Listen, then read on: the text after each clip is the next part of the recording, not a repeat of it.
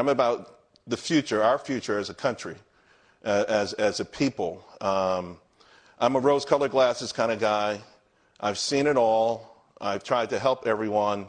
And I feel like I'm blessed to be born in America. And I feel like I can just do my best as I'm alive to help other people realize their dreams. So I spent the last few days on a college tour. It was an absolutely fantastic trip. In fact, the first two stops, first one was at the University of Texas and then the University of Maryland. I debated Bakari Sellers of CNN on big government versus pulling yourself up by the bootstraps. Now, I got to tell you, Bakari is sharp. He's a budding political superstar. In fact, one day I think he's going to be a household name. But I disagree with the notion that the nation is plagued by inherent obstacles that native-born Americans cannot overcome, or that somehow big government, higher taxes, more regulations will magically make things right. I mean, let's face it, they never have. More importantly, I think that there has to be some onus on the individual to grow. My position is that it's time to stop promoting minimum wage, low expectations, and blaming successful people for the struggles of others.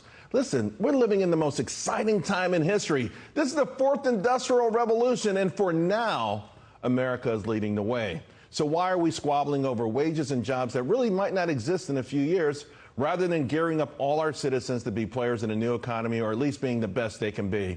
Now, for me, the best part of the trip was spending time with these young adults. I mean, they're smart, they're engaged, and they're really ready to take on life. And I find that many of them are torn when it comes to the best way to show compassion. It is enlarging the social, safety net. Many of them are wondering if that's the way to go. And really, they wonder if those actions will come at the expense of their own goals and their own dreams, because that would probably need or be better if we had limited government and fewer speed bumps. And they actually get that. Now, moreover, I put a lot of the spotlight on the dignity of work, which was the focus of my speech to educators from 36 states and 3 countries at a gathering sponsored by Hillsdale's College, the Freedom Forum. In the course of politics of envy, folks, which we are so mired in right now, there's this underlying message and it's always this, that your success is meaningless, that your work has no dignity. I think it's a critical part of making someone feel like a victim, right? It's a ploy Karl Marx introduced to get workers to push back against their capitalist masters. Well, it was actually pushed back by Martin Luther King Jr. in a speech in support of Memphis sanitation workers that was actually given just 2 weeks before his assassination. Part of it read that whenever you are engaged in work that serves humanity and is for the building of humanity, it has dignity, it has worth. One day our society must come to see this. One day our society will come to respect the sanitation worker if it is to survive. For the person who picks up our garbage, in the final analysis, is as significant as the physician. For if he doesn't do his job, diseases are rampant.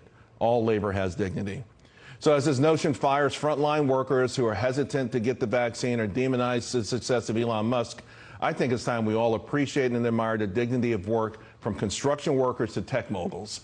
We live in an amazing time. I say let's all grab the brass ring together.